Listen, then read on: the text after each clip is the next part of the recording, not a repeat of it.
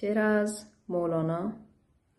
دوش چه خوردی دلا راست بگو نهان مکن، چون خموشان بیگنه روی بر آسمان مکن.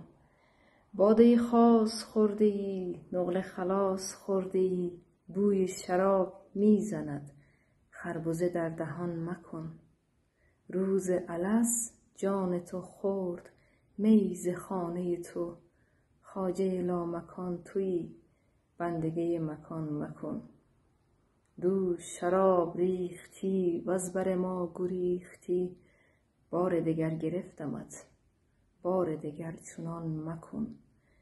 ای دل پاره پاره ام دیدن اوست چاره ام، اوست پناه و پشت من تکیه بر این جهان مکن. کار دلم به جان رسد کارد به استخوان رسد، ناله کنم بگویدم دم مزن و بیان مکن. ناله مکن که تا که من ناله کنم برای تو، گرگ تویی شبان منم خویش چو من شبان مکن.